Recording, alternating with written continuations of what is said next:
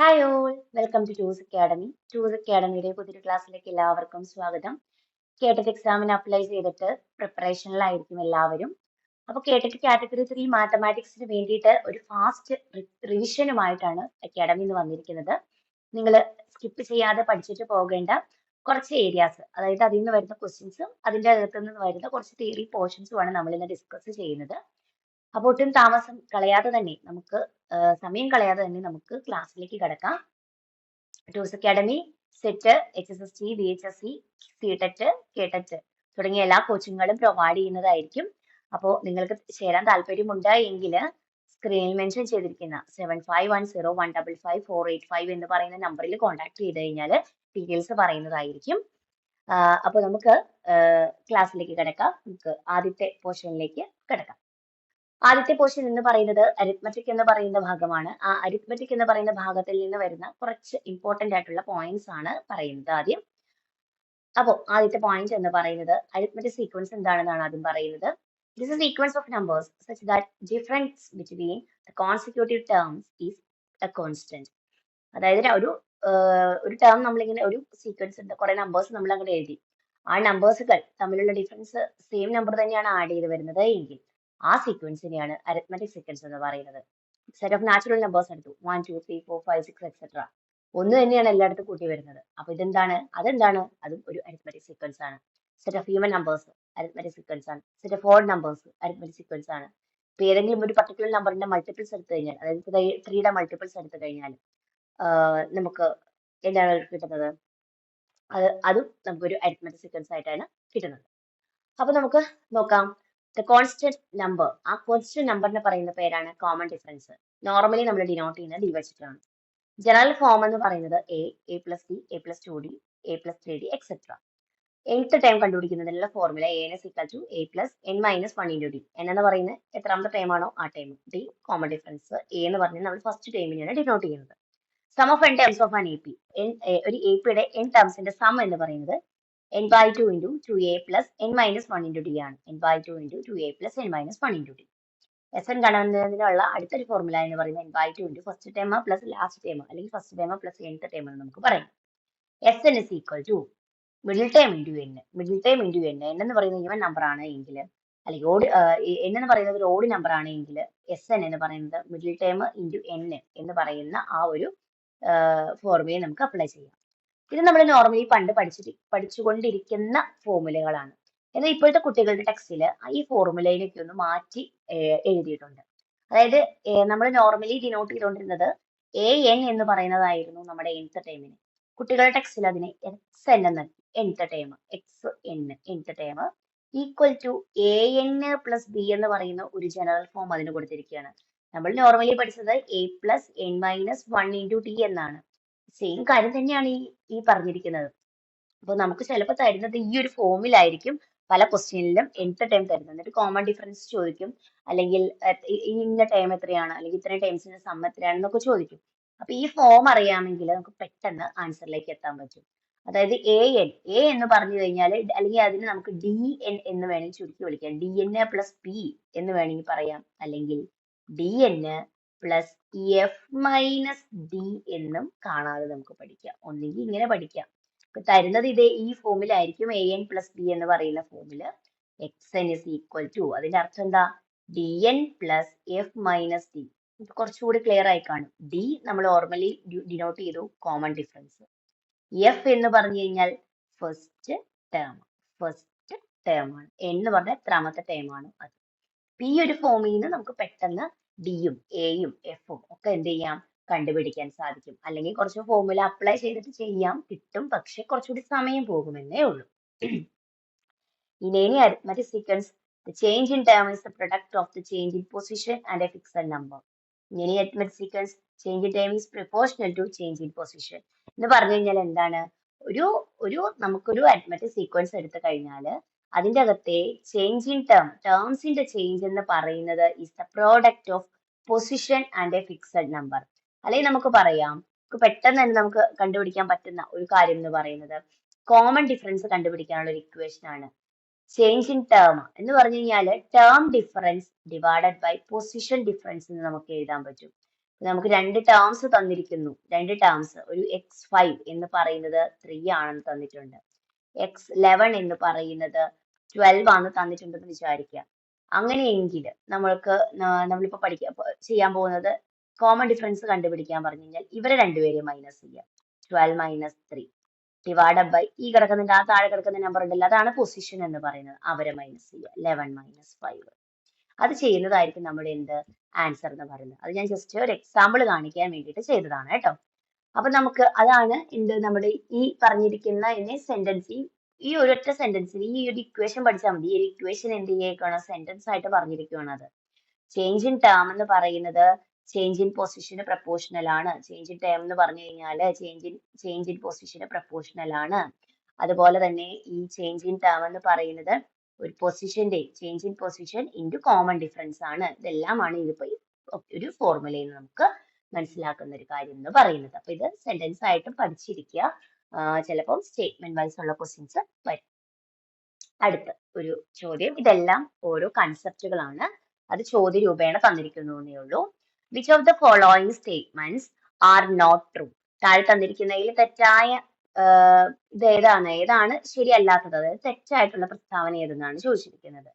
Some of the two terms at the same distance behind and ahead a term is twice this term.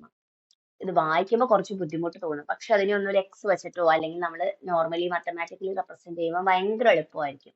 അപ്പൊ നമുക്ക് കുറെ 10 term ഉണ്ടെന്ന് വിചാരിക്കുക. x1, x2, x3, x4, x5, x6, x7, 7 term ഉണ്ടെന്ന് വിചാരിക്കുക. അങ്ങനെയാണ് എങ്കിൽ ഇവിടെ പറഞ്ഞിരിക്കുന്നത്, ഇപ്പൊ നമ്മൾ ഈ x4 എന്ന് പറയുന്നതാണ് ഇവിടുത്തെ മിഡിൽ ടേം എന്ന് പറയുന്നത്, നടുവിലുള്ള ആള്. അപ്പൊ അങ്ങനെയാണെങ്കിൽ ആ നടുവിലുള്ള ആളിന് തുല്യ അകലത്തിലുള്ള ആൾക്കാരല്ലേ ഈ x1ഉം x7ഉം. ഈ x1ന്റെയും x7ന്റെയും സം എന്ന് പറയുന്നവർ രണ്ടുപേരെയും കൂടി കൂട്ടുന്നത് 2 ഇൻറ്റു x4ന് തുല്യമായിരിക്കും. x4ന്റെ 2 മടങ്ങിന് തുല്യമായിരിക്കും x1നെയും x7നെയും കൂട്ടുന്നത്. അതുപോലെ x2ഉം x6ഉം ഈ x4ന് സെയിം അകലത്തിലാണ്. അപ്പോ x2ഉം x6ഉം കൂട്ടുന്നത് എന്തിന് ഈക്വൽ ആണ്? 2 ഇൻറ്റു x4ന് ഈക്വൽ ആണ്. x3 പ്ലസ് x5 എത്രയായിരിക്കും? അപ്പോ 2 ഇൻറ്റു x4 ആയിരിക്കും. അതാണ് ഫസ്റ്റ് സ്റ്റേറ്റ്മെന്റ്. അടുത്ത സ്റ്റേറ്റ്മെന്റോ, sum of terms just before and just after a term is thrice this term എന്ന് പറഞ്ഞു കഴിഞ്ഞാൽ എന്താ പറഞ്ഞിരിക്കുന്നത്, നമുക്ക് 3 ടേം ഉണ്ട്, x1, x2, x3 ഉണ്ടെന്ന് വിചാരിക്കുക. Sum of the terms just before and just after a term is thrice this term എന്നാ പറഞ്ഞിരിക്കുന്നത്. അപ്പൊ ഇവിടെ പറഞ്ഞിരിക്കുന്നത് എന്താ, ഈ x2 എന്ന് പറയുന്ന നമ്പറിന് തൊട്ട് മുന്നേ ഉള്ള ആളെയും തൊട്ട് കഴിഞ്ഞുള്ള ആളെയും കൂട്ടിക്കഴിഞ്ഞാൽ, അതായത് x1 പ്ലസ് x3 ചെയ്ത് കഴിഞ്ഞു കഴിഞ്ഞാൽ 2 ഇൻറ്റു x2 കിട്ടും എന്നതാണ് നമ്മൾക്ക് പറഞ്ഞിരിക്കുന്നത്. അങ്ങനെയാണോ? അങ്ങനെയല്ലല്ലോ. 3 ഇൻറ്റു x2 കിട്ടുന്നതാണ് ഇവിടെ പറഞ്ഞിരിക്കുന്നത്. 3 ഇൻറ്റു x2 ആണോ? നമ്മളിപ്പോ പഠിച്ചത് എന്താ, 2 ഇൻറ്റു ആ മിഡിൽ ടേം എന്നാ പറഞ്ഞിരിക്കുന്നത്. അപ്പൊ 3 ഇൻറ്റു അല്ല 2 ഇൻറ്റു ആണ് ആൻസർ. അപ്പൊ നമ്മുടെ ഇവിടത്തെ ആൻസർ വരുന്നത്, ഇതാണ് തെറ്റായിട്ടുള്ള പ്രസ്താവന, ഇവിടത്തെ ആൻസർ ഓപ്ഷൻ ബി ആണ്. അടുത്ത സ്റ്റേറ്റ്മെന്റ് കൂടി നമുക്ക് നോക്കാം. The sum of 3 consecutive terms is thrice 3 times the middle term. 3 consecutive ടേമിന്റെ സം, അതായത് x1, x2, x3, 3 consecutive terms എടുത്തു. അതിന്റെ ഇത് 3 പേരെയും കൂടി കൂട്ടുന്നത് 3 ഇൻറ്റു ആ മിഡിൽ ടേം ചെയ്യുന്നതായിരിക്കും എന്നാണ് പറയുന്നത്. അത് കറക്റ്റ് ആയിട്ടുള്ള സ്റ്റേറ്റ്മെന്റ് തന്നെയാണ്. 3 പേരെ എടുത്തിരുന്നു കഴിഞ്ഞാൽ നടുക്കിലുള്ള ആള് ഇൻറ്റു n ഇൻറ്റു സം എന്ന് പറഞ്ഞു കഴിഞ്ഞാൽ n ഇൻറ്റു മിഡിൽ ടേം, അങ്ങനെ പറഞ്ഞിട്ടില്ലേ, അതാണ് ഇവിടെ അപ്ലൈ ചെയ്തത്. The middle term of these consecutive terms is 1/3 of their sum. Middle term of 3 consecutive term, ഈ 3 consecutive termന്റെ middle term എന്ന് പറയുന്നത് സമ്മിന്റെ 1/3 ആണ്. അതല്ലേ, ഇതിൽ നിന്ന് x2 കണ്ടുപിടിക്കാലോ. അതാ ഈ സെന്റൻസിൽ നിന്ന് x2 എന്ന് പറയുന്നത് എന്തായിരിക്കും? x2 is equal to 1/3 into x1 plus x2 plus x3. ആ 3 പേരുടെ കൂടി സം കൂട്ടുന്നതല്ലേ, അതിന്റെ 1/3 ആണ്. അതും ശരിയായിട്ടുള്ള സ്റ്റേറ്റ്മെന്റ് തന്നെയാണ്. അപ്പം എയും സിയും ഡിയും ശരിയാണ്, പക്ഷെ ആരാണ് തെറ്റ്? ബി ആണ് തെറ്റായിട്ടുള്ള ഓപ്ഷൻ. അങ്ങനെ വരുമ്പോൾ നമ്മുടെ ആൻസർ ഏതായിരിക്കും വരിക? ഓപ്ഷൻ ബി ആയിരിക്കും ആൻസർ ആയിട്ട് നമുക്ക് കിട്ടുന്നത്. അപ്പൊ ഇതെല്ലാം ഓരോ കൺസെപ്റ്റ് ആയിട്ട്, പ്രോപ്പർട്ടി ആയിട്ട് തന്നെ നമ്മൾ എന്ത് ചെയ്യണം, പഠിച്ചിരിക്കണം. Okay, next question. The fourth term of an arithmetic sequence is 10. Then the sum of first and seventh term is. ഈ കൺസെപ്റ്റിനെ ബേസ് ചെയ്തിട്ടുള്ള കുറച്ച് ക്വസ്റ്റ്യൻസ് ആണ് നമ്മൾ ഇനി ഡിസ്കസ് ചെയ്യാൻ പോകുന്നത്. ഇവിടെ തന്നിരിക്കുന്നത് ഫോർത്ത് ടേം തന്നിട്ടുണ്ട്, നാലാമത്തെ ടേം ആണ് തന്നിരിക്കുന്നത്. ഫോർത്ത് ടേം x4 തന്നിട്ടുണ്ട് 10.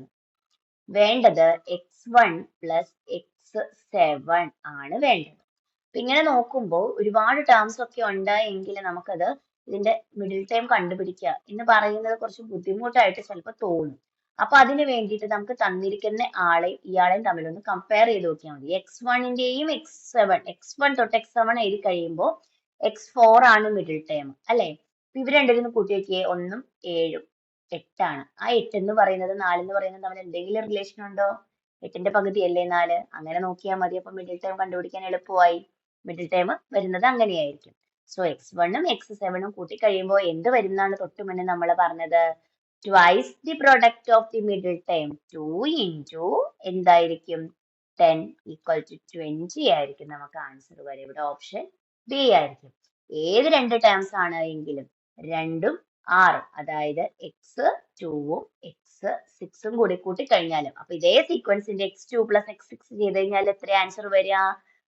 യെസ്, 20 ആയിരിക്കും നമുക്ക് ആൻസർ വരിക. അപ്പൊ ഏതൊരു അരിത്മെറ്റിക് സീക്വൻസ് എടുത്തു കഴിഞ്ഞാലും നമ്മൾ എന്ത് ചെയ്യാം? അങ്ങനെയും നമുക്ക് പഠിക്കാൻ പറ്റും. മനസ്സിലായെന്ന് വിചാരിക്കുന്നു. അടുത്ത ചോദ്യത്തിലേക്ക് നമുക്ക് പോകാം. അടുത്ത ചോദ്യം. Sum of first n terms of an arithmetic sequence is 5n square plus 2n. What is the 21st term of this sequence? പല രീതിയിൽ നമുക്ക് ഒരു ക്വസ്റ്റ്യൻ ചെയ്യാം. നമുക്ക് തന്നിരിക്കുന്നത് Sn ആണ്, 5n സ്ക്വയർ പ്ലസ് 2n ആണ്. ഇതിന് നമുക്ക് S1 കണ്ടുപിടിക്കാം. എന്ന് പറഞ്ഞു കഴിഞ്ഞാൽ നമ്മുടെ ഫസ്റ്റ് ടേം ആയിരിക്കും അത്. എന്താണ് അത്? 5 പ്ലസ് 2 7 വരും. അടുത്തത് S2 കണ്ടുപിടിക്കുക. അതായത് ഫസ്റ്റ് ടേമിന്റെ കൂടെ രണ്ടാമത്തെ ടേം കൂട്ടുന്നതാണ്. അതായത് x1ഉം x2ഉം കൂടെ കൂട്ടുന്നതാണ് ആര്?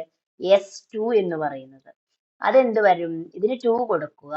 2 എന്ന് പറഞ്ഞു കഴിഞ്ഞാൽ n-ന് 2 കൊടുക്കണം. അപ്പൊ 2 സ്ക്വയർ, അതായത് 5 into 4 പ്ലസ് 2 into 2 എന്ന് വരും, ഈക്വൽ ടു 24 എന്ന് വരും. അപ്പൊ ഇതിൽ നിന്ന് നമുക്ക് കോമൺ ഡിഫറൻസ് കണ്ടുപിടിക്കാൻ പറ്റില്ലേ? കോമൺ ഡിഫറൻസ് അല്ല, x1 കിട്ടി, നമുക്ക് x2 കണ്ടുപിടിക്കാൻ പറ്റില്ലേ? x2 എങ്ങനെ കണ്ടുപിടിക്കും? അതായത് x1ഉം x2 കൂടെ കൂട്ടുമ്പോൾ 24. x1 എത്രയാ? 7 ആണ്. അപ്പൊ x2 എത്രയാണ്? 24 മൈനസ് 7 എന്ന് വരും. 24ന്ന് 7 പോയി കഴിഞ്ഞാൽ എത്ര കിട്ടും? ആദ്യം നോക്കേണ്ടത് 4 ആണ്, 24 ആണ്. അപ്പൊ നമുക്ക് 7 ആണല്ലോ ഉള്ളത്. അപ്പൊ 4 പോയി കഴിഞ്ഞാൽ ഇവിടെ ബാക്കി 3 വരുള്ളൂ. അപ്പൊ 20ന്ന് 3 പോയി കഴിഞ്ഞാൽ നമുക്ക് എത്ര കിട്ടും? 17 കിട്ടും. അപ്പൊ നമുക്ക് ഫസ്റ്റ് ടേം 7, സെക്കൻഡ് ടേം 17. അങ്ങനെയാണെങ്കിൽ കോമൺ ഡിഫറൻസ് എത്രയായിരിക്കും? 10 ആയിരിക്കും. ഇനി നമുക്കറിയാം കോമൺ ഡിഫറൻസ് കിട്ടി, ഫസ്റ്റ് ടൈം കിട്ടിയെങ്കിൽ നമുക്ക് 21ാമത്തെ ടേം അല്ലേ ചോദിച്ചിരിക്കുന്നേ? x21 കണ്ടുപിടിക്കാലോ. എങ്ങനെ? എന്ത് ചെയ്താൽ മതി? നമ്മൾ നേരത്തെ ഉപയോഗിച്ചുകൊണ്ടിരുന്ന a plus n minus 1 into d. അതായത് അതായത് ഫസ്റ്റ് ടേമിന്റെ കൂടെ 20d ചേർത്താൽ മതി. അതായത് 7 plus 20 into 10 equal to 7 plus 200 is equal to 207. ഇങ്ങനെ നമുക്ക് ചെയ്യാം. ഇതൊരു മെത്തേഡ്. ഈ ഒരു മെത്തേഡിൽ നമുക്ക് ചെയ്യാം. ഇനി അങ്ങനെയല്ല എങ്കിൽ നമുക്ക് വേറൊരു മെത്തേഡ് കൂടി യൂസ് ചെയ്യാലോ. അതായത് നമുക്ക് Sn ആണ് ഇവിടെ തന്നിരിക്കുന്നത്. Sn എന്ന് പറഞ്ഞു കഴിഞ്ഞാൽ 5n സ്ക്വയർ പ്ലസ് 2n ആണ്. അപ്പൊ സമ്മ് തന്നിട്ടുണ്ട്. 21ാമത്തെ ടേം അല്ലേ നമുക്ക് വേണ്ടത്? 21st ടേം ആണ്. 21 എവിടം വരെ പോകുമ്പോഴാണ് 21 മിഡിൽ ടേം വരുന്നത്? 41 ടേംസ് നമ്മൾ എടുക്കുമ്പോഴാണ് മിഡിൽ ടേം വരുന്നത് അല്ലേ? അതായത് S41 നമ്മൾ എടുത്തു കഴിഞ്ഞാൽ മിഡിൽ ടേം ഇൻറ്റു n എന്ന് പറയുന്ന ഫോർമുല അപ്ലൈ ചെയ്യാം. അതിന്റെ മിഡിൽ ടേം ആണ് നമ്മുടെ 21st ടേം. n എന്ന് പറയുന്നത് 41 ആയിരിക്കും ഇവിടെ വരുന്നത്. മനസ്സിലായി? ഈ n ആണ് ഇവിടെ എഴുതേണ്ടത് കേട്ടോ. ഈ n അല്ല, 41 ആണ് അവിടെ വരുന്നത്. ഇത് നമുക്കൊന്ന് ചെയ്ത് നോക്കിയാലോ. അതായത് S41 എന്ന് പറയുന്നത് ഇവിടെ 41 കൊടുക്കാം. അതായത് S41 is equal to 5 into 41ന്റെ സ്ക്വയർ പ്ലസ് 2 ഇൻറ്റു 41 വരും ഈക്വൽ ടു രണ്ടിലും 41 കോമൺ പുറത്തേക്ക് എടുത്തേ എത്ര വരും 5 ഇൻറ്റു 41 പ്ലസ് 2 എന്ന് വരും equal to 41 into 5 into 1 5 5 into 4 20 plus 2 equal to 41 into 207 എന്ന് വരും. ഇത് ചെയ്ത് നോക്കണ്ട കാരണം ഇവിടെ നോക്കിയേ മിഡിൽ ടേം ഇൻറ്റു n ആണ് അതായത് x21 ഇൻറ്റു 41 എന്നാണ് നമുക്ക് ആൻസർ വരേണ്ടത്. അപ്പൊ 41 ഓൾറെഡി ഇവിടെ ഉണ്ട്. അപ്പൊ x21 ഏതായിരിക്കും 207 ആയിരിക്കും. അങ്ങനെ ഒരു ക്വസ്റ്റ്യൻ തന്നെ നമുക്ക് പല രീതിയിൽ ചെയ്യാം. നമുക്ക് ഏതാണ് എളുപ്പം. അപ്പൊ ഈ രണ്ട് മെത്തേഡ് കമ്പയർ ചെയ്ത് നോക്കുമ്പോൾ കുറച്ച് സ്റ്റെപ്പ് കുറവുള്ളത് ഈ മെത്തേഡിനായിരിക്കും. അതായത് കുറച്ചുകൂടി മറ്റതിനേക്കാളും കുറച്ചുകൂടി പെട്ടെന്ന് ആൻസർ കിട്ടാൻ സാധ്യതയുള്ളത് ഈ മെത്തേഡിൽ ചെയ്യുമ്പോഴായിരിക്കും. പല പല രീതിയിൽ നമ്മൾ പ്രാക്ടീസ് ചെയ്ത് നോക്കിക്കഴിഞ്ഞാൽ മാത്രമേ നമുക്ക് ഒരു ക്വസ്റ്റ്യൻ പ്രോപ്പർ ആയിട്ട് ആൻസർ ചെയ്യാൻ സാധിക്കുള്ളൂ. അതിന് ഒരുപാട് ക്വസ്റ്റ്യൻസ് ഇങ്ങനെ ചെയ്ത് നോക്കുവാണ് വേണ്ടത്. നമ്മുടെ കയ്യിലുള്ള ഓപ്ഷനും അത് തന്നെയാണ്. അടുത്ത ചോദ്യം The sum of first 5 terms of an arithmetic sequence is 120 and the sum of first 10 terms is 550. What is the 8th term of the sequence? ആദ്യത്തെ 5 ടേമിന്റെ സമ്മ് എന്ന് പറഞ്ഞാൽ x1 plus x2 plus x3 plus x4 plus x5 തന്നിട്ടുണ്ട് 150. പിന്നെന്താ some of first 10 terms x1 തൊട്ട് x10 വരെയുള്ളതിന്റെ sum തന്നിട്ടുണ്ട് 550. എട്ടാമത്തെ term കണ്ടുപിടിക്കണം. നോക്കുമ്പോ ഇവര് തമ്മിൽ മിഡിൽ ടേമിന്റെ റിലേഷൻ ഒന്നും വരുന്നില്ല. പക്ഷെ നമ്മൾ ചിന്തിക്കേണ്ട ഒരു കാര്യമുണ്ട്. 1 തൊട്ട് 5 വരെ ഉള്ളതിന്റെ മിഡിൽ ടേം x3 ആണ് നമുക്കറിയാം. അപ്പൊ 10 വരെയുള്ള നമ്പേഴ്സ് ജസ്റ്റ് ഒന്ന് നോക്കിയേ. ആ x5 മുതൽ x6 x7 x8 x9 x10 ഇതിന്റെ അകത്ത് നമ്മൾ x5 കൂട്ടണ്ട. x5 നമ്മൾ ഓൾറെഡി എവിടെ വന്നു മുമ്പിൽ വന്നല്ലേ. അത് കഴിഞ്ഞിട്ട് x5 കഴിഞ്ഞിട്ടുള്ള 5 ടേംസ് ഇതാണ്. ഇതിന്റെ മിഡിൽ ടേം ആരാ x8. അപ്പൊ ഇവര് തമ്മിൽ എന്തോ റിലേഷൻ ഉള്ളത് കൊണ്ടാണ് ഇത് രണ്ടും തന്നത്. അങ്ങനെയാണ് നമ്മൾ ഒരു ക്വസ്റ്റ്യനിലെ കണക്ഷൻ കണ്ടുപിടിക്കുന്നത്. x8 ഇവിടെ വന്നു. x8 മിഡിലാണ്. അപ്പൊ 6 തൊട്ട് 10 വരെയുള്ളതിന്റെ സം നമുക്ക് അറിയാമെങ്കിൽ ആ മിഡിൽ ടേം ഇൻറ്റു n എന്ന് പറയുന്ന നമ്പർ അപ്ലൈ ചെയ്താൽ മതി. ആ ഒരു ഫോർമുല അപ്ലൈ ചെയ്യാം. ഇവിടെ ഇപ്പൊ നമുക്ക് 1 തൊട്ട് 5 വരെയുള്ളതിന്റെ സമ്മ് 150. 1 തൊട്ട് 10 വരെയാണെങ്കിൽ ഫസ്റ്റ് ടേം തൊട്ട് 10ാമത്തെ ടേം വരെയാണെങ്കിൽ 550. അങ്ങനെയാണെങ്കിൽ ഇവിടെ നിന്ന് അതായത് ഈ 10 വരെയുള്ളതിന്റെ സമ്മിൽ നിന്ന് 5 വരെയുള്ളതിന്റെ സം കുറച്ച് കഴിഞ്ഞാൽ നമുക്ക് ആവശ്യമുള്ള സം കിട്ടില്ലേ. അതായത് 6 തൊട്ട് 10 വരെയുള്ള നമ്പറിന്റെ സം കിട്ടില്ലേ. അതായത് 550ൽ നിന്ന് 180 പോകുക എത്ര വരും 0 0 4 400 വരും. അതായത് 6ാമത്തെ ടേം തൊട്ട് 10ാമത്തെ ടേം വരെ ഉള്ളതിന്റെ സമ്മ് 400. മിഡിൽ ടേം ആണെങ്കിൽ 8 ആണ്. x8 ടേം ആണ് മിഡിൽ ടേം വരുന്നത്. അപ്പോൾ നമ്മുടെ സമ്മിന്റെ ഇക്വേഷൻ ഉണ്ടല്ലോ. എന്തായിരുന്നു equation? Sum is equal to middle term into n. ഇപ്പൊ n അറിയാം എത്ര എണ്ണം ഉണ്ട് ഇവിടെ. 10 എഴുതരുത്. 1 2 3 4 5 അത് കൗണ്ട് ചെയ്യണം. 5 ആണ്. സം എത്രയാ 400 ആണ്. അപ്പൊ മിഡിൽ ടൈം ആയിട്ടുള്ള x8 എങ്ങനെ കിട്ടും? ആ 400ൽ നിന്ന് 5 ഡിവൈഡ് ചെയ്യുക. എത്രയായിരിക്കും ആൻസർ വരിക? ഓപ്ഷൻ ബി ആയിട്ടുള്ള 8 നമുക്ക് ആൻസർ വരും. അപ്പൊ നമ്മൾ ഒരു ചോദ്യം തന്നെ പല രീതിയിൽ പല കാഴ്ചപ്പാടിൽ ചിന്തിച്ച് നോക്കിക്കഴിഞ്ഞാൽ നമുക്ക് പെട്ടെന്ന് ആൻസർ ചെയ്യാൻ പറ്റും. അരിത്മെറ്റിക്കിൽ നിന്ന് ബുദ്ധിമുട്ടുള്ളതും വല്ലപ്പോഴും ഒക്കെ ചോദിക്കാറുണ്ട്. ചില ക്വസ്റ്റ്യൻസ് ഒരു 4 ചോദ്യമൊക്കെ ചോദിച്ചു കഴിഞ്ഞാൽ ഒരെണ്ണം നമ്മൾ ഇച്ചിരി ചിന്തിപ്പിക്കുന്ന ക്വസ്റ്റ്യൻ ആയിരിക്കും. എന്നാലും എളുപ്പമുള്ള ചോദ്യങ്ങളാണ് ചോദിക്കാറുള്ളത്. ഇതൊക്കെ എന്ന് പറയുന്നത് പുതിയ ടെക്സ്റ്റ് ബുക്ക് ബേസ് ചെയ്തിട്ടുള്ള ക്വസ്റ്റ്യൻസ് ആണ്. അപ്പൊ അതിൽ ഇമ്പോർട്ടൻസ് കൂടുതലുണ്ട്. നമ്മൾ നോർമലി പണ്ട് പഠിച്ചുകൊണ്ട് വന്നിരിക്കുന്ന ആ ഒരു ഫോർമുലയിൽ നിന്നും വ്യത്യാസപ്പെടുത്തി കുറച്ചുകൂടി ഈസി ആയിട്ട് ഈ രീതിയിൽ ചിന്തിച്ച് പഠിച്ചാൽ അതിലും എളുപ്പത്തിൽ നമുക്ക് എന്ത് ചെയ്യാൻ സാധിക്കും? ആൻസർ കണ്ടുപിടിക്കാൻ സാധിക്കും. ഇവിടെ നമ്മുടെ ആൻസർ വരുന്നത് 80 ആണ്. ഓക്കെ ആണെന്ന് വിചാരിക്കുന്നു. നമുക്ക് അടുത്ത ചോദ്യത്തിലേക്ക് കടക്കാം. അടുത്ത ചോദ്യം എന്ന് പറയുന്നത് അടുത്ത ഒരു ഭാഗത്തിൽ നിന്നാണ്. ഓൾജിബ്രയിൽ നിന്ന് വരുന്ന അടുത്ത ചോദ്യമാണ്. ഇതിന്റെ അകത്ത് നിന്ന് ഒരിടയ്ക്ക് സ്ഥിരം ക്വസ്റ്റ്യൻ പേപ്പറിൽ ചോദിച്ചു കൊണ്ടിരുന്ന മോഡൽ ക്വസ്റ്റ്യൻ ആയിരുന്നു ഈ പെർഫെക്റ്റ് സ്ക്വയർ ആക്കുന്നതിന് വേണ്ടിയിട്ട് എന്ത് ആഡ് ചെയ്യണം എന്നുള്ളത്.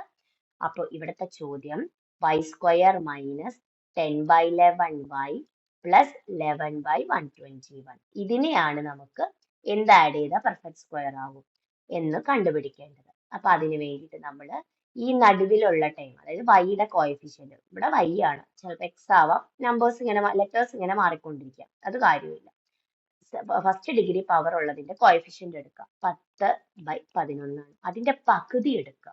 അപ്പൊ പകുതി എടുക്കുമ്പോൾ ഇത് പ്രത്യേകം ശ്രദ്ധിക്കണം, പകുതി എടുക്കുമ്പോൾ ഇവിടെ നമ്മൾ ഇങ്ങനെ 22 എന്ന് പറഞ്ഞിട്ട് എഴുതി കഴിഞ്ഞാൽ ഇത്തിരി ബുദ്ധിമുട്ടായിരിക്കും നമുക്ക് ചെയ്യാൻ. അതായത് × 2, ഇവിടെ × 2 ചെയ്ത് കഴിഞ്ഞാൽ ഇത് സിംപ്ലിഫൈ ചെയ്യാതെ ചെയ്ത് കഴിഞ്ഞാൽ നമുക്ക് കുറച്ച് ബുദ്ധിമുട്ടായിരിക്കും. ഇവിടെ നോക്കി ഈ 2ഉം ഈ 10ഉം നമുക്ക് 5 എന്ന് എഴുതാം അല്ലെ. 5/11 നമുക്ക് എന്ത് ചെയ്യാം, 10/11ന്റെ പകുതി കിട്ടും. അതിന്റെ സ്ക്വയറിനെ ആഡ് ചെയ്യുക, മൈനസ് ചെയ്യുക. അതായത് y square minus 10/11y plus ഇതിന്റെ സ്ക്വയറിനെ ആഡ് ചെയ്യുക 5/11. 5ന്റെ സ്ക്വയർ 25, 125 ആണ് 11ന്റെ സ്ക്വയർ, മൈനസ് 25/121. ഓൾറെഡി ഇവിടെ ഒരു 11/121 ഉണ്ട്, അതിനെ കൊണ്ട് കളയരുത് ചെയ്ത് വരുമ്പോ കേട്ടോ. ഇനി ഇവിടെ നോക്കിക്കേ, ഇവിടം മുതൽ ഇവിടം വരെയുള്ളയാള് y മൈനസ് 5/11 എന്ന് പറയുന്ന നമ്പറിന്റെ സ്ക്വയർ അല്ലേ. y minus 5/11 the whole square, a minus b the whole square, a square minus 2 into y b എന്ന് പറയുമ്പോൾ 5/11 ഇൻറ്റു b സ്ക്വയർ എന്ന് പറയുന്നത് 2 into a into b, 2ab, അതായത് 10/11y അതല്ലേ കിടക്കുന്നത്. ഇനി ഇതിന്റെ സ്ക്വയർ 25/121 മൈനസ് 25/121 പ്ലസ് 11/121 എന്തായിരിക്കും ആൻസർ വരിക? 14/121. ഇതാണ് നമുക്ക് വേണ്ടത്. പെർഫെക്റ്റ് സ്ക്വയർ ആക്കാൻ വേണ്ടി ഏത് നമ്പർ ആണ് ഇപ്പൊ ഇതിന്റെ അകത്തേക്ക് ആഡ് ചെയ്യേണ്ടി വരിക? 14/121 ആഡ് ചെയ്താൽ ഇവിടെ ഇത് മാത്രമാവും. ഈ തന്നിരിക്കുന്ന ആൾ എന്തായി മാറി? ഒരു പെർഫെക്റ്റ് സ്ക്വയർ ആയി മാറും. സോ നമ്മൾക്ക് ആഡ് ചെയ്യേണ്ട നമ്പർ ആരാണ്? 14/121. ഓപ്ഷൻ എ ആയിരിക്കും നമുക്ക് ആൻസർ വരിക. അപ്പൊ ഇത് ഇത്രയും ബുദ്ധിമുട്ട് ചെയ്യേണ്ട, ഇത്രയും സമയം എടുക്കില്ല. ഇവിടെ നോക്കൂ, നമുക്ക് ഇതാണ് നമ്മുടെ ക്വസ്റ്റ്യൻ. അപ്പൊ നമുക്കറിയാം ഇതിന്റെ പകുതിയാണ് വേണ്ടത്. 10/11ന്റെ പകുതി 5/11. അപ്പൊ y ഇവിടെ മൈനസ് ആയതുകൊണ്ട് മൈനസ് 5/11 സ്ക്വയർ ഇട്ടു. ഇതിന്റെ സ്ക്വയറിനെ നമ്മൾ എന്ത് ചെയ്യണം? ആഡ് ചെയ്തേക്കണെയാണ് ഇവിടെ. അപ്പൊ മൈനസ് ഇടുക, ഇതിന്റെ സ്ക്വയർ ഇടുക 121. 5/11ന്റെ സ്ക്വയർ ഇട്ടു പ്ലസ് 11/121. ഇത് മൈനസ് ചെയ്താൽ മതി. അപ്പൊ 14/121 കിട്ടും. ഇതാണ് നമ്മുടെ ആൻസർ. ഇത് പെട്ടെന്ന് തന്നെ നമുക്ക് എന്ത് ചെയ്യാം? പ്രാക്ടീസ് ചെയ്ത് കഴിഞ്ഞാൽ ഒരു 3-4 ക്വസ്റ്റ്യൻ ചെയ്താൽ മതി. ഇത് നമ്മൾ തനിയെ പഠിക്കും. പെട്ടെന്ന് തന്നെ നമുക്ക് ആൻസർ കിട്ടും. 1 മിനിറ്റ് ഒന്നും വേണ്ട, അല്ലെങ്കിൽ കുറച്ചധികം സമയം നമ്മൾ എന്ത് ചെയ്യും? ഇതിന് വേണ്ടിയിട്ട് കളയുക ചെയ്യും. ഇതാണ് ഒരു മോഡൽ ക്വസ്റ്റ്യൻ എന്ന് പറയുന്നത്. നോർമലി ഇപ്പോൾ ഇനി വീണ്ടും റിപ്പീറ്റ് ചെയ്യാൻ സാധ്യതയുള്ള ഒരു മോഡൽ ക്വസ്റ്റ്യൻ. അടുത്ത ചോദ്യം എന്ന് പറയുന്നത് which among the following quadratic equation has no real solution? താഴെ നമുക്ക് കുറെ ക്വാഡ്രാറ്റിക് ഇക്വേഷൻ ഉണ്ട്, റിയൽ സൊല്യൂഷൻ ഇല്ലാത്തത് ഏതെന്നാണ്. അപ്പൊ റിയൽ സൊല്യൂഷൻ വേണമെങ്കിൽ നമുക്ക് കുറച്ച് കണ്ടീഷൻസ് പഠിക്കണം. ബി സ്ക്വയർ മൈനസ് 4ac, നമുക്ക് ക്വാഡ്രാറ്റിക് ഇക്വേഷൻ എന്ന് പറയുമ്പോൾ തന്നെ മനസ്സിൽ വരുന്നത് ക്വാഡ്രാറ്റിക് ഫോർമുലയാണ്. അതായത് ബി സ്ക്വയർ മൈനസ് 4ac എന്ന് പറയുന്നത് ഡിസ്ക്രിമിനന്റ് ആണ്, നമ്മൾ പഠിക്കുന്ന കാര്യമാണ്. അപ്പൊ ആ ഡിസ്ക്രിമിനന്റിനെ ബേസ് ചെയ്തിട്ടാണ് സൊല്യൂഷന്റെ നേച്ചർ നമ്മൾ പറയുന്നത്. ആ ഡിസ്ക്രിമിനന്റ് 0-നേക്കാൾ കുറവാകാം, 0 കൂടുതലാകാം. 0-ത്തേക്കാൾ കുറവാണ് എങ്കിൽ ആ ഇക്വേഷന് റിയൽ റൂട്ട് ഇല്ല. 0-ത്തേക്കാൾ കുറവാണെങ്കിൽ ആ ഇക്വേഷന് എന്തില്ല? റിയൽ റൂട്ട് ഇല്ല.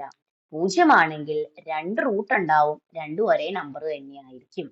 ഇനി 0-ത്തേക്കാൾ കൂടുതലാണെങ്കിൽ 2 റൂട്ട് ഉണ്ടാവും, രണ്ടും വ്യത്യസ്തമായ 2 നമ്പേഴ്സ് ആയിരിക്കും എന്നതാണ് പറയുന്നത്. ഈ കാര്യം അറിയാമെങ്കിൽ നമുക്ക് ഈ ക്വസ്റ്റ്യൻ എന്ത് ചെയ്യാൻ പറ്റും. അപ്പൊ ബി സ്ക്വയർ, അതായത് ഓരോന്നിനും B square minus 4ac just കണ്ടുപിടിച്ച് നോക്കിയാൽ മതി. അപ്പൊ ആദ്യത്തെ ഓപ്ഷൻ എടുത്തു ബി, ഇത് ബി, ഇത് സി, ഇവിടെയാണ് എ വരുന്നത്. B2 c മൈനസ് 8 ആണ്. അപ്പൊ ബി സ്ക്വയർ മൈനസ് 4ac ആദ്യത്തെ കണ്ടുപിടിക്കുവാണ്. ബി സ്ക്വയർ മൈനസ് 4ac ഏതാണ് ആദ്യത്തെ? B square minus 4ac 2 square minus 4 into A എന്ന് പറയുന്നത് 1 ആണ്, 1 ഇൻറ്റു മൈനസ് 8 ആണ്. അതായത് ഈ മൈനസ് 8 കളയരുത്, മറന്നു പോകും അല്ലെങ്കിൽ. അപ്പൊ എന്ത് വരും? 4 പ്ലസ് വേറെ ഒന്നും ചെയ്യേണ്ട, എത്ര എഴുതി നിർത്തിയാൽ മതി. 4 പ്ലസ് ഇവിടെ വന്നു, ഇവിടെ മൈനസ്, ഇവിടെ പ്ലസ് വന്നാൽ ആൻസർ എങ്ങനെയാണെങ്കിലും എന്തായിരിക്കും? 0-ത്തേക്കാൾ കൂടുതലായിരിക്കും. അപ്പൊ 2 റൂട്ട് ഉണ്ട്, അത്രയും അങ്ങ് പോവണ്ട. അടുത്ത ചോദ്യം നോക്കിയേ. അടുത്ത ഇതിന്റെ അകത്ത് ഇതാണ് ബി, ഇതാണ് സി, ഇതാണ് എ. അപ്പൊ B square 2 square minus 4 A എന്ന് പറഞ്ഞാൽ 1 സി എന്ന് പറഞ്ഞാൽ 8. ഇത് നോക്കിക്കേ, 4 മൈനസ് 8 4 12. ഇത് ഇവിടെ എന്താണ്?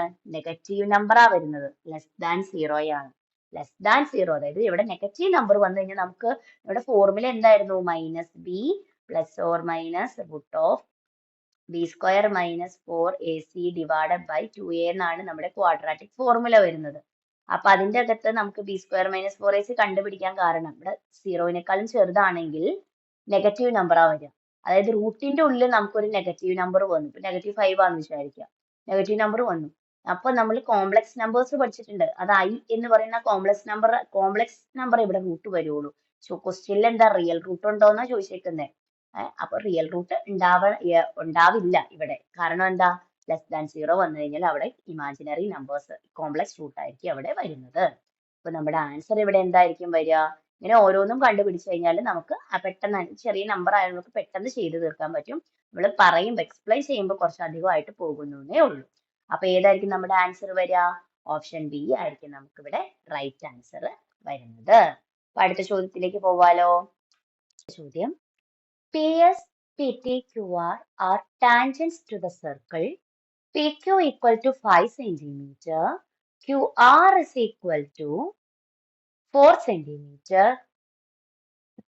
PR is equal to 7 centimeter. Length of PS equal to. നമുക്ക് പറഞ്ഞിരിക്കുന്നത് 3 ടാൻജൻസ് ഉണ്ടെന്നാണ് പറഞ്ഞിരിക്കുന്നത്. ഏതൊക്കെയാണ്? ഒന്ന് PS, ഒന്ന് PT, ഒന്ന് RQ. ഇത്രയും എന്താണ്? 3 ടാൻജൻസ് ആണ്. എങ്കിൽ ഓരോന്നിന്റെ ലെങ്ത് എന്നിട്ട് ഇവിടെ തൊട്ട് ഇവിടം വരെയുള്ള ആ PR വരെയുള്ള ലെങ്ത് 7, PQ എന്ന് പറയുന്നത് 5, RQ എന്ന് പറയുന്ന ടാൻജന്റിന്റെ ഫുള്ള് ലെങ്ത്തും 4 എന്ന് തന്നിട്ടുണ്ട്. നമുക്ക് കണ്ടുപിടിക്കേണ്ട PS, അതായത് ഈ ഒരു ടാൻജന്റിന്റെ ലെങ്ത് ആണ് ചോദിച്ചിരിക്കുന്നത്. അപ്പൊ നമുക്കൊന്ന് നോക്കാം ഇത് എങ്ങനെയാ ചെയ്യേണ്ടതെന്ന്. ഇത് ചെയ്യാൻ വേണ്ടി നമുക്കൊരു കൺസെപ്റ്റ് അറിഞ്ഞിരുന്നാൽ മാത്രം മതി ഇത് ചെയ്യാൻ. Length of tangents from an external points R equal. ഒരു എക്സ്റ്റേണൽ പോയിന്റിൽ നിന്നുള്ള നമുക്ക് ടാൻജൻസ് ഉണ്ട് എങ്കിൽ അവരുടെ ലെങ്ത്, 2 ടാൻജൻസ് വരയ്ക്കാനേ പറ്റുള്ളൂ. ഒരു പോയിന്റിൽ നിന്ന് പുറത്തുള്ള ഒരു പോയിന്റിൽ നിന്ന് 2 ടാൻജൻസ് വരയ്ക്കാം. ആ 2 ടാൻജൻസും എന്തായിരിക്കും? ഈക്വൽ ആയിരിക്കും. ആ ഒരു കാര്യം നമുക്ക് അറിഞ്ഞു കഴിഞ്ഞാൽ ഈ ക്വസ്റ്റ്യൻ ഈസി ആയിട്ട് ചെയ്യാം. ഒന്ന് നോക്കൂ, ഇവിടെ PR തന്നിട്ടുണ്ട്, PQ തന്നിട്ടുണ്ട്, RQ തന്നിട്ടുണ്ട്. അങ്ങനെയെങ്കിൽ RQ തന്നിട്ടുണ്ട് എങ്കിൽ നമുക്ക് ചെയ്യാൻ പറ്റുന്ന ഒരു കാര്യം എന്ന് പറയുന്നത്, ഇത് ഏതെങ്കിലും ഒരു ലെങ്ത് X ആയിട്ട് നമ്മൾ അങ്ങ് വിളിച്ചു എന്ന് വിചാരിക്കുക. അതായത് നമ്മൾ ഇതിന് X എന്ന് വിളിച്ചു, MQ നെ നമ്മൾ X ആയിട്ട് വിളിച്ചു എന്ന് വിചാരിക്കുക. അങ്ങനെയെങ്കിൽ ഈ RM എത്രയായിരിക്കും? R തൊട്ട് Q വരെ 4 ആണ്. R തൊട്ട് Q വരെ 4 ആണെങ്കിൽ ഈ RM എന്ന് പറയുന്നത് എന്തായിരിക്കും? 4 മൈനസ് X ആയിരിക്കില്ലേ? 4 മൈനസ് X ആയിരിക്കും. R തൊട്ട് Q വരെ ഇത് 4 മൈനസ് X ആയിരിക്കും. 4 മൈനസ് X, ഇത് X ആയിരിക്കും.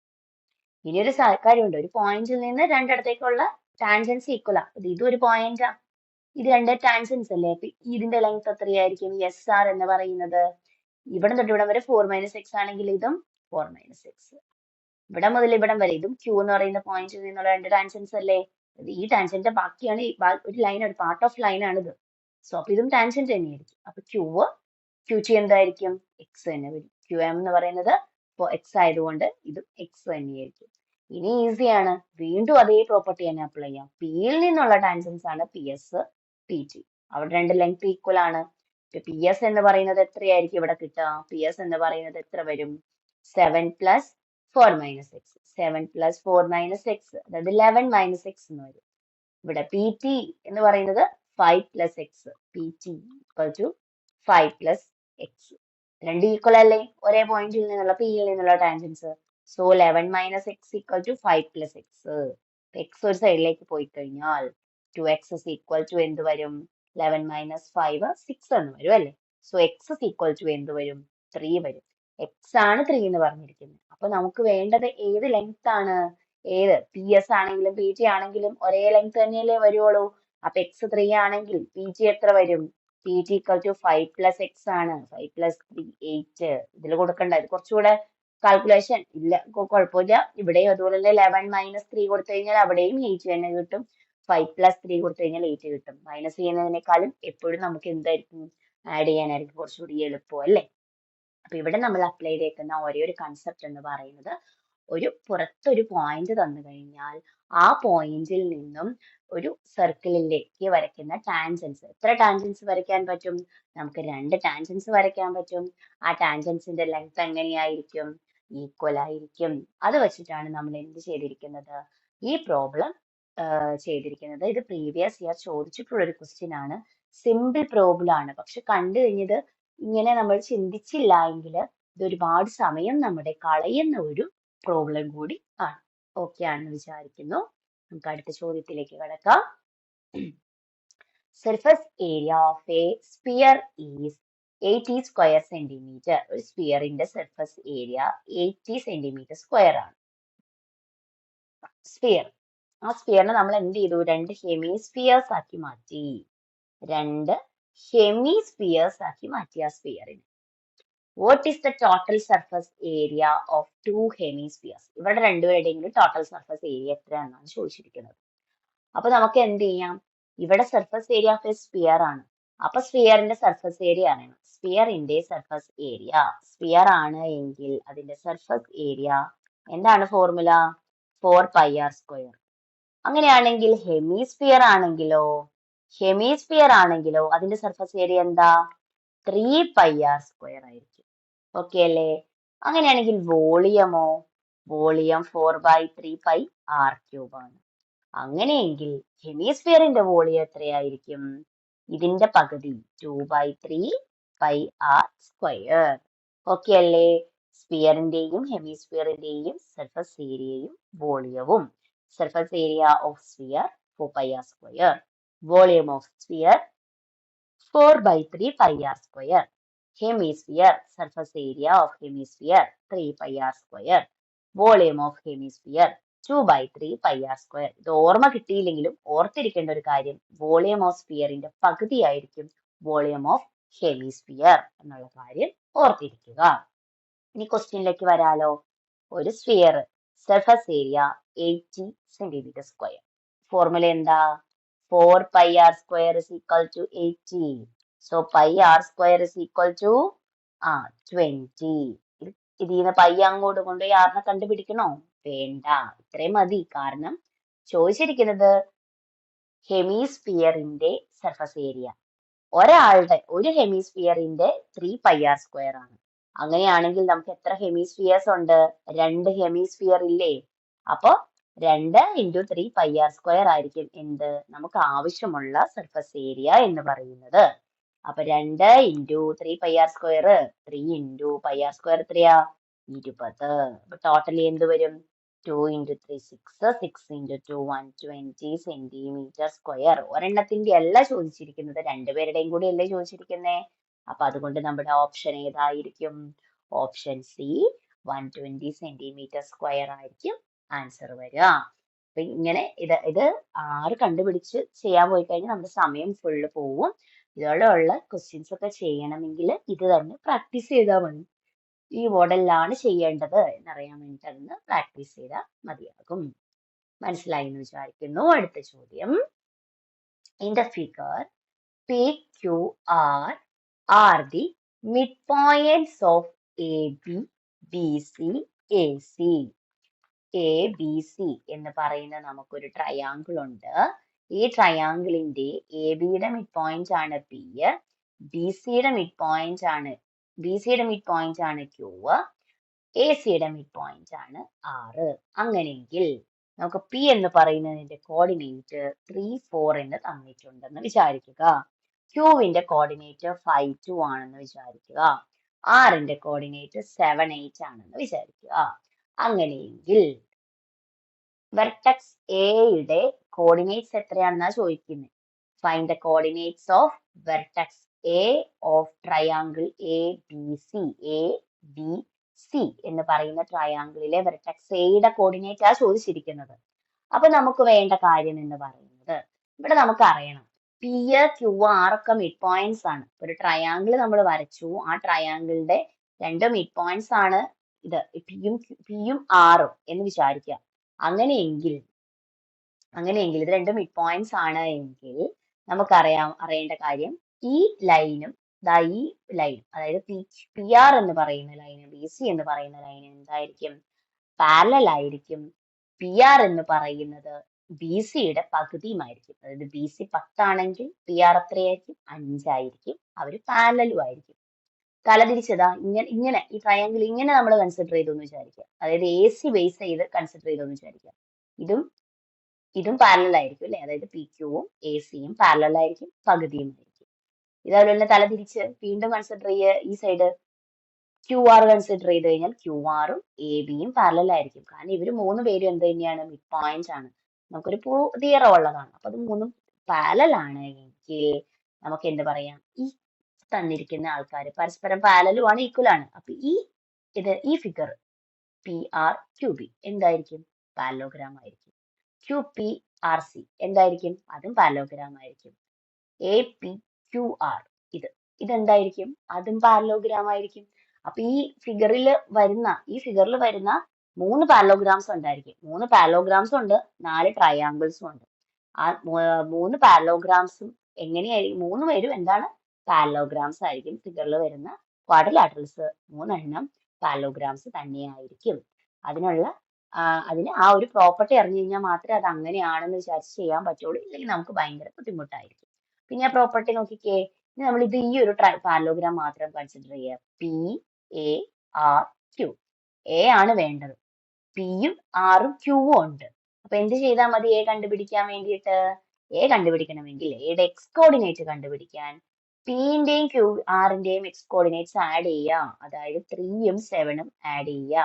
മൈനസ് ആഡ് ചെയ്യുക. എയുടെ ഓപ്പോസിറ്റ് കിടക്കുന്ന വെർട്ടെക്സിന്റെ എക്സ് കോർഡിനേറ്റിന്റെ ചെയ്യുക. അതായത് -5 കോമ. അടുത്തയാളെ കണ്ടുപിടിക്കുന്നത് എങ്ങനെയാ? ഇതിന്റെ y കോർഡിനേറ്റ് കണ്ടുപിടിക്കണ്ടേ. അപ്പം എല്ലാവരുടെയും y കോർഡിനേറ്റിന് ഇമ്പോർട്ടൻസ് വരും. അതായത് 4ഉം 8ഉം ആഡ് ചെയ്യുക. 4 + 8 മൈനസ് ആരെ ചെയ്യുക? 2 2 ചെയ്യുക. ഇത് സോൾവ് ചെയ്ത് കഴിഞ്ഞാൽ ആൻസർ ആവും. 7 3 10 10 5 പോയ 5 കോമ 8 4 12 12 2 പോയ 10. അപ്പൊ ആൻസർ എത്ര വരും? 5 10 എന്ന് നമുക്ക് ആൻസർ കിട്ടും. ഏതായിരിക്കും നമ്മുടെ ആൻസർ വരിക? 5 10. ഇവിടെ നമ്മൾ കുറെ പ്രോപ്പർട്ടീസ് അപ്ലൈ ചെയ്തു. പാരലോഗ്രാമിന്റെ പ്രോപ്പർട്ടി അപ്ലൈ ചെയ്തു. ട്രയാങ്കിള്, മിഡ് പോയിന്റ്, പാരലോഗ്രാം ഇത് മൂന്നും വരുന്ന പ്രോപ്പർട്ടി നമ്മൾ എന്ത് ചെയ്തിട്ടുണ്ട്? അപ്ലൈ ചെയ്തു. അതുപോലെ 3 കോർഡിനേറ്റ്സ് തന്നു കഴിഞ്ഞാൽ പാരലോഗ്രാമിന്റെ അടുത്ത വെർട്ടെക്സ് കണ്ടുപിടിക്കാനുള്ള കോർഡിനേറ്റ് പോയിന്റും ആ ഒരു പ്രോപ്പർട്ടിയും കൂടെ നമ്മൾ അപ്ലൈ ചെയ്തു. അപ്പൊ 3 പ്രോപ്പർട്ടിയാണ് ഈ ഒറ്റ ക്വസ്റ്റ്യനിൽ നമ്മൾ അപ്ലൈ ചെയ്യേണ്ടി വന്നത്. ഇതുപോലെ 3ഉം 4ഉം പ്രോപ്പർട്ടീസ് അപ്ലൈ ചെയ്തിട്ട് ചെയ്യേണ്ട ക്വസ്റ്റ്യൻസ് നമുക്ക് ചോദിക്കാറുണ്ട്. എളുപ്പമുള്ള ക്വസ്റ്റ്യൻ ആണ്. പക്ഷെ എന്ത് ചെയ്യണം? ഈ കൺസെപ്റ്റ് കൃത്യമായിട്ട് മനസ്സിലാക്കിയില്ല എങ്കിൽ നമുക്കത് ചെയ്യാൻ സാധിക്കില്ല. അടുത്ത ചോദ്യത്തിലേക്ക് നമുക്ക് കടക്കാം. ഓക്കെ അല്ലേ? Next question. The coordinates of the center of a circle are 2 5 and the circle passes through 8 13. Area of the circle in square units is. തന്നിരിക്കുന്നത് നമുക്കൊരു സർക്കിൾ തന്നിട്ടുണ്ട്. സപ്പോസ് ഇതാണ് നമ്മുടെ സർക്കിൾ എന്ന് വിചാരിക്കുക. അപ്പൊ ഈ സർക്കിളിന്റെ പോയിന്റ് എന്ന് പറയുന്നത് 2 5. അതായത് മിഡ് പോയിന്റ് സെന്റർ 2 5 ആണ്.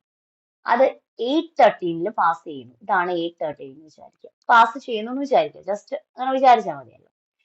അങ്ങനെയെങ്കിൽ നമുക്ക് ഏരിയ വേണ്ടേ? എളുപ്പമല്ലേ? ഇവിടെ തൊട്ട് ഇവിടം വരെയുള്ള ലെങ്ത് എന്ന് പറയുന്നത് എന്തായിരിക്കും? റേഡിയസ് ആയിരിക്കും. അപ്പൊ റേഡിയസ് കണ്ടുപിടിക്കാനുള്ള ഫോർമുല എന്താ?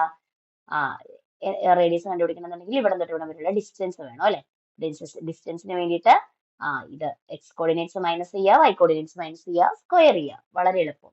r √8 - 2 ഒറ്റയടിക്ക് ചെയ്യണം. ഇങ്ങനെ എഴുതേണ്ട കാര്യമില്ല. 8 2 പോയി. 8 2 പോയ എത്രയാ? 6.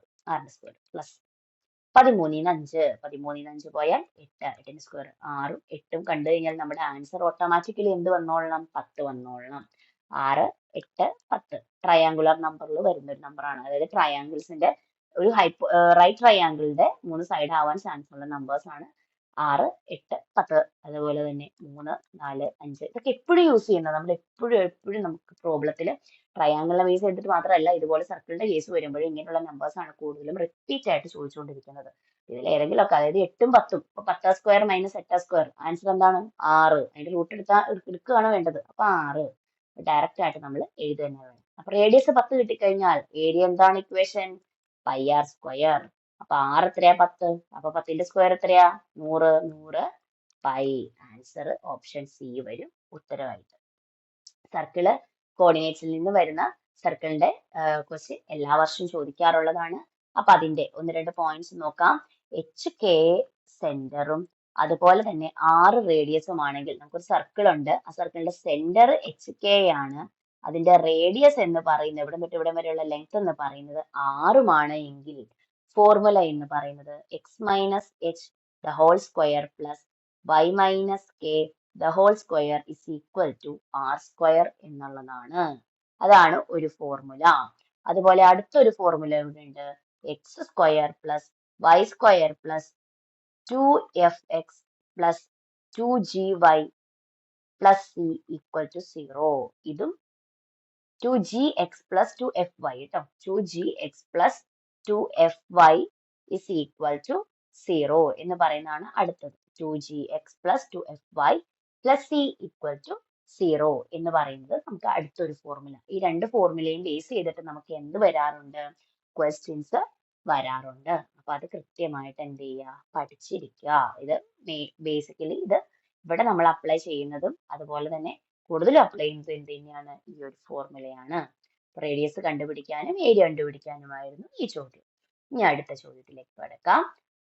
In the figure, ABCD is a rectangle. ABCD rectangle ആണ്. BC 6 centimeter, CD 4 centimeter, PCB എന്ന് പറയുന്നത് ഐസോസെലസ് ട്രയാങ്കിൾ ആണ് എങ്കിൽ നമ്മൾ കണ്ണടച്ചൊരു കുത്തിട്ടാൽ, ഒരു ഡോട്ട് ഈ ഫിഗറിൽ ഇട്ടാൽ, അത് PAB എന്ന് പറയുന്ന ട്രയാങ്കിളിൽ വരാനുള്ള പ്രോബബിലിറ്റി ഈ ട്രയാങ്കിളിലാണ് കേട്ടോ. ട്രയാങ്കിൾ പ്രത്യേകം നോട്ട് ചെയ്യണം. PAB എന്ന് പറയുന്ന ട്രയാങ്കിളിൽ വരാനുള്ള പ്രോബബിലിറ്റി.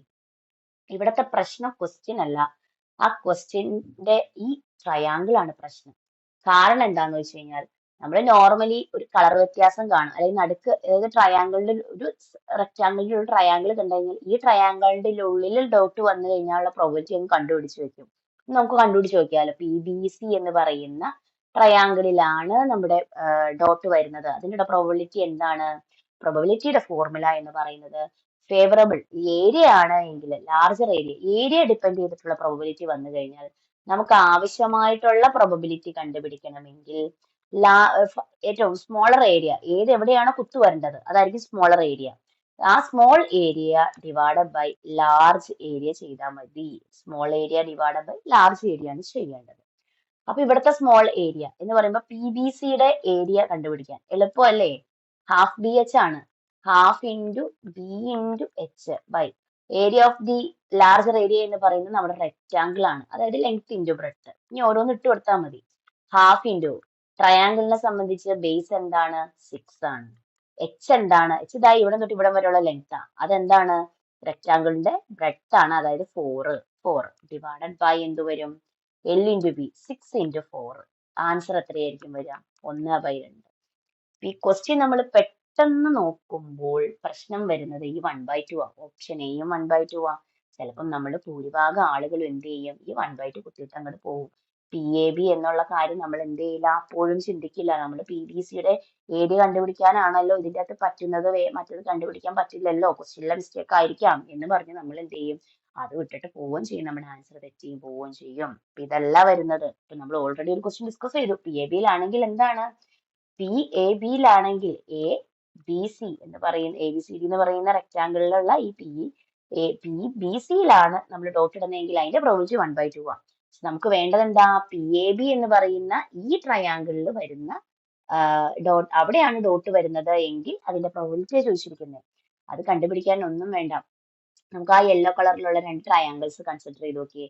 ഈ സൈഡ് ഈക്വൽ ആണ് അതിന്റെ, അല്ലേ? അതുപോലെ ഈ സൈഡ് ഈക്വൽ ആണ്. ഓട്ടോമാറ്റിക്കലി നമുക്ക് ഒരു ആംഗിൾ എന്ന് പറയുന്നത് 90 ഡിഗ്രി ആണ് അല്ലേ? 90 ഡിഗ്രി ആണ്. രണ്ട് സൈഡ്സ് ഈക്വൽ ആണെങ്കിൽ ഓട്ടോമാറ്റിക്കലി ഈ മൂന്നാമത്തെ സൈഡ് എന്ത് തന്നെയാവും? ഈക്വൽ ആവും. RHS റൂൾ വെച്ചിട്ടോ എന്ത് വെച്ചിട്ടാണെങ്കിലും നമുക്ക് എന്ത് പറയാം? ഈ രണ്ട് ട്രയാങ്കിൾസ് കോൺഗ്രുവന്റ് ആണ്. അതുപോലെ രണ്ട് ട്രയാങ്കിൾസ് എന്താണെന്ന് പറയാം? ഈക്വൽ ട്രയാങ്കിൾസ് ആണെന്ന് പറയാം. ഈക്വൽ ട്രയാങ്കിൾസ് ആണെങ്കിൽ ഈക്വൽ ട്രയാങ്കിൾസിന്റെ ഏരിയ എന്തായിരിക്കും? ഏരിയ സെയിം ആയിരിക്കും. അതായത് ഈ ട്രയാങ്കിളിന്റെ ഏരിയയും ഈ ട്രയാങ്കിളിന്റെ ഏരിയ എന്ത് തന്നെയായിരിക്കും? സെയിം തന്നെയായിരിക്കും. ഇത് നമുക്ക് ഓൾറെഡി പകുതിയാണ്. നമുക്ക് ഒന്ന് നോക്കിക്കഴിഞ്ഞാൽ, അതായത് ഇതിനെ ഇങ്ങനെ ഡിവൈഡ് ചെയ്ത് കഴിഞ്ഞാൽ നമുക്ക് 1, 2, 3, 4 ട്രയാങ്കിൾസ് കിട്ടും. ഈ 4 ട്രയാങ്കിൾസും ഈക്വൽ ട്രയാങ്കിൾസ് ആയതുകൊണ്ട് 4 പേരുടെയും ഏരിയ തുല്യമാണ്. എന്ന് പറഞ്ഞാൽ ഈ ടോട്ടൽ ഏരിയയായ ABCD എന്ന് പറയുന്ന റെക്റ്റാങ്കിളിന്റെ ഏരിയയുടെ എത്ര ഭാഗമായിരിക്കും ഈ ഒരു ഏരിയ എന്ന് പറയുന്നത്? റെക്റ്റാങ്കിളിന്റെ ഏരിയയുടെ 1/4 ഭാഗമായിരിക്കും ഓരോ കുഞ്ഞു ട്രയാങ്കിൾസിന്റെ ഏരിയയും. നമ്മുടെ ആൻസർ ഏതായിരിക്കും? ഓപ്ഷൻ സി ആയിട്ടുള്ള 1/4 ആയിരിക്കും. ക്വസ്റ്റ്യൻ മര്യാദയ്ക്ക് വായിക്കാത്തവർക്കുള്ള ആൻസർ ആണ് 1/2 എന്ന് പറയുന്ന ഈ ഓപ്ഷൻ എന്ന് പറയുന്നത്. അപ്പൊ ക്വസ്റ്റ്യനും എന്ത് ചെയ്യുക? കൃത്യമായിട്ട് വായിച്ചിട്ട് പോവുക. അടുത്ത ചോദ്യം സ്റ്റാറ്റിസ്റ്റിക്സ് നിന്നുള്ള ചോദ്യമാണ്. The weight in kilogram of 8 students in a class are given as 56, 58, 53, 55, 59, 52, 46, 57. Median weight of the student. Very simple question. അപ്പോൾ മീഡിയൻ കണ്ടുപിടിക്കാൻ വേണ്ടിയിട്ട് നമുക്ക് കുറച്ച് സ്റ്റെപ്പ് ഉണ്ട്. മീഡിയൻ കണ്ടുപിടിക്കണമെങ്കിൽ ഒന്നിന്റെ അസെൻഡിങ് അല്ലെങ്കിൽ ഡിസെൻഡിങ് ഓർഡറിൽ നമ്മൾ എഴുതണം. എന്നിട്ട് മിഡിൽ നമ്പർ കണ്ടുപിടിക്കുക. അത്രേ ഉള്ളൂ. അതാണ് മീഡിയൻ എന്ന് പറയുന്നത്. എഴുതി നോക്കിയാലോ? ഏതാണ് ആദ്യം വരുന്ന നമ്പർ? ഏറ്റവും ചെറുതിൽ നിന്ന് തുടങ്ങാം. 46, 48, 49, പിന്നെ 52, 53, 55, 56, 57. 1, 2, 3, 4, 5, 6, 7, 8. എട്ടെണ്ണുള്ളിൽ എണ്ണി നോക്കിയതാണ് കേട്ടോ. ഈ നടുവിലുള്ള നമ്പർ നോക്കണം. അപ്പൊ ഇതും കട്ട് ചെയ്തു, ഇതും കട്ട് ചെയ്തു, ഇതും കട്ട് ചെയ്തു, ഇതും കട്ട് ചെയ്തു, ഇതും കട്ട് ചെയ്തു, ഇതും കട്ട് ചെയ്തു. നടുവിൽ 2 പേരുണ്ടല്ലേ? 2 പേര് വന്നു കഴിഞ്ഞാൽ അവരുടെ നടുക്കുള്ള ആളായിരിക്കും മീഡിയൻ. 52, 53. 52, 53 വന്നു കഴിഞ്ഞാൽ അവരുടെ നടുക്കാരാ? 52 അല്ലേ? അങ്ങനെ ചെയ്താൽ മതി. 52 ആൻസർ ആയി. അല്ലെങ്കിൽ നമ്മൾ ഒതന്റിക്കലി നമ്മൾ വേണമെങ്കിൽ ഇക്വേഷൻ ഒക്കെ ഉപയോഗിക്കാം. ഇക്വേഷന്റെ അകത്തേക്ക് പോകുമ്പോൾ നമുക്ക് എന്ത് ചെയ്യും? ഒരുപാട് സമയം മിസ്സാവും. അപ്പൊ അതായത് ഇവർ രണ്ടുപേരും, അതായത് 52 + 53/2 എന്നൊക്കെ എഴുതണ്ട. ഇതുപോലെ ജസ്റ്റ് ഒന്ന് എഴുതിയിട്ട് കട്ട് ചെയ്ത് കളയുക. അപ്പൊ ഞാൻ നടുക്കുള്ള ആൾ ആരാന്ന് നോക്കുക. ഒറ്റയ്ക്കല്ല വന്നേക്കുന്നത്. 2 പേരുണ്ടായെങ്കിൽ ആ 2 പേരുടെ നടുക്കുള്ള നമ്പർ എടുത്താൽ മതി. അതായിരിക്കും നമുക്ക് ആൻസർ ആയിട്ട് വരുന്ന. അപ്പൊ നമ്മുടെ ആൻസർ ഏതായിരിക്കും? 52.5. ഓപ്ഷൻ സി ആയിരിക്കും ആൻസർ വരുന്നത്. അടുത്ത ചോദ്യത്തിലേക്ക് കിടക്കാം. അടുത്ത ചോദ്യം നമ്മൾ പെഡഗോഗി പാർട്ടിൽ നിന്ന് സ്ഥിരമായിട്ട് ക്വസ്റ്റ്യൻ ചോദിക്കുന്ന ഒരു ഏരിയ ആണ് മാത്തമാറ്റീഷ്യൻസിനെ കുറിച്ച്. മാത്തമാറ്റീഷ്യൻസ് വളരെ ഇമ്പോർട്ടന്റ് ആയിട്ടുള്ള ഒരു ഏരിയ ആണ്. എല്ലാ വർഷവും ചോദിക്കാറുണ്ട്. പിന്നെ നമ്മൾ ഡിസ്കസ് ചെയ്യുന്നത് മാത്തമാറ്റീഷ്യൻ എന്ന് പറയുന്നത് ശ്രീനിവാസ രാമാനുജനെ കുറിച്ചിട്ടാണ്. ഇന്ത്യൻ മാത്തമാറ്റീഷ്യൻ ആണ് അല്ലേ ശ്രീനിവാസ രാമാനുജൻ. നമ്മുടെ അഭിമാനമാണ്. അപ്പൊ അതുകൊണ്ട് അദ്ദേഹത്തെ കുറിച്ചിട്ടുള്ള കാര്യങ്ങളാണ് പറയുന്നത്. രാമാനുജൻ നമ്പർ ആദ്യം 1729. 1729 ആണ് രാമാനുജൻ നമ്പർ എന്ന് പറയുന്നത്. ഇപ്പൊ ശ്രീനിവാസ രാമാനുജൻ നമ്പർ എത്രയാണെന്ന് ചോദിച്ചിട്ടുണ്ട്. പലവട്ടത്തെ റിപ്പീറ്റഡ് ക്വസ്റ്റ്യൻ ആണിത്. അതുപോലെ നാഷണൽ മാത്തമാറ്റിക്സ് ഡേ എന്നാണെന്ന് ചോദിച്ചിട്ടുണ്ട്. അതെന്നാണ്? ഡിസംബർ 22. പ്രത്യേകത എന്താ? ആരുടെ ബർത്ത്ഡേ ആണ്? രാമാനുജന്റെ ബർത്ത്ഡേ ആണ്. മനസ്സിലായോ? ഇതൊക്കെയാണ് കണക്ട് ചെയ്തിട്ടുള്ളത്. ഇതെല്ലാം റിപ്പീറ്റഡ് ക്വസ്റ്റ്യൻസ് ആണ്. പിന്നെയുള്ള വരുന്ന ക്വസ്റ്റ്യൻ കഴിഞ്ഞ തവണത്തെ കേട്ടറ്റിന് കൂടി ചോദിച്ചതാണ്. The man who knew infinity എന്ന് പറയുന്ന ബുക്ക് ആരുമായിട്ട് റിലേറ്റ് ചെയ്തിരിക്കുന്നു? ആരുമായിട്ടാണ്? ശ്രീനിവാസ രാമാനുജൻ. അത് ആരാണ് എഴുതിയത്? Robert Kanigel. ഇവിടെയുള്ള എല്ലാ ക്വസ്റ്റ്യനും ഏതാണ്? രാമാനുജൻ നമ്പർ, മാത്തമാറ്റിക്സ് ഡേ, ആരുടെ ബർത്ത്ഡേ ആണ് മാത്തമാറ്റിക്സ് ഡേ ആക്കിയിരിക്കുന്നത്, മാൻ ഹൂ ന്യൂ ഇൻഫിനിറ്റി ആരുമായിട്ട് റിലേറ്റ് ചെയ്തിരിക്കുന്നു, ആരെഴുതി. ഈ ക്വസ്റ്റ്യൻ എല്ലാം എന്ത് തന്നെയാണ്? റിപ്പീറ്റഡ് ക്വസ്റ്റ്യൻസ് ആണ്. റിപ്പീറ്റഡ് ആയിട്ടുള്ള പെഡഗോഗിയിൽ വന്നിട്ടുള്ള ക്വസ്റ്റ്യൻ ആണ്. രാമാനുജൻ എത്രത്തോളം ഇമ്പോർട്ടന്റ് ആണ്. രാമാനുജൻ മാത്രമല്ല ബാക്കിയുള്ള മാത്തമാറ്റീഷ്യൻസും എന്താണ്? ഒരുപോലെ ഇമ്പോർട്ടന്റ് ആണ്. അപ്പൊ നമുക്ക് ഒരു ചോദ്യം നോക്കാം. The man who knew infinity is related to the life history of Srinivasa Ramanujan, Isaac Newton, Robert Kanigel, Euclid. അപ്പൊ ഇതിന്റെ അകത്തൊരു പ്രശ്നം റോബർട്ട് കനികയിലും ഉണ്ട്, ശ്രീനിവാസ രാമാനുജനും ഉണ്ട്. കൃത്യമായിട്ട് മനസ്സിലാക്കിയില്ലെങ്കിൽ നമ്മൾ എന്ത് ചെയ്യും? ചിലപ്പോൾ റോബർട്ട് കനികയിൽ എഴുതും, ക്വസ്റ്റ്യൻ കൃത്യമായിട്ട് വായിക്കണം. ശ്രീനിവാസ രാമാനുജനാണ്, റോബർട്ട് കനികയിലാണ് ആൻസർ വരിക. Is related to the history of, ഇത് ആരുമായിട്ട് റിലേറ്റ് ചെയ്തിട്ടുള്ളതാണ്, ഇത് ആരുടെയാണ് ലൈഫ് പറയുന്നത് എന്നാണ് പറയുന്നത്? ശ്രീനിവാസ രാമാനുജന്റെ. ഇത് ആരാണ് എഴുതിയത്? റോബർട്ട് കനികയിലാണ് എഴുതിയത്. അപ്പൊ ഈ രണ്ട് കാര്യങ്ങളും എന്ത് ചെയ്യണം? മനസ്സിൽ വെക്കണം. അപ്പൊ അപ്പൊ നമ്മൾ ഇന്ന് ഡിസ്കസ് ചെയ്തത് വളരെ ഇമ്പോർട്ടന്റ് ആയിട്ട് നമുക്ക് എല്ലാ ഏരിയയിൽ നിന്നും കവർ ചെയ്തിട്ടുള്ള കുറച്ച് ക്വസ്റ്റ്യൻസും അതുമായിട്ട് റിലേറ്റ് ചെയ്തിട്ടുള്ള കുറച്ച് ടോപ്പിക്സ്, കുറച്ച് കാര്യങ്ങളുമാണ്, ഇൻഫോർമേഷൻസുമാണ് നമ്മൾ ഷെയർ ചെയ്തത്. അപ്പൊ എല്ലാവരും നന്നായി തന്നെ കേട്ടറ്റ് എക്സാമിന് വേണ്ടിയിട്ട് പ്രിപ്പയർ ചെയ്യുക, പഠിക്കുക, നന്നായി തന്നെ എക്സാം അറ്റൻഡ് ചെയ്യുക, ടെൻഷൻ ഇല്ലാതെ എക്സാം അറ്റൻഡ് ചെയ്യുക. എല്ലാവർക്കും വിജയിക്കാൻ സാധിക്കട്ടെ എന്ന് ആശംസിച്ചുകൊണ്ട് മറ്റൊരു ക്ലാസ്സിൽ നമുക്ക് കാണാം. Thank you.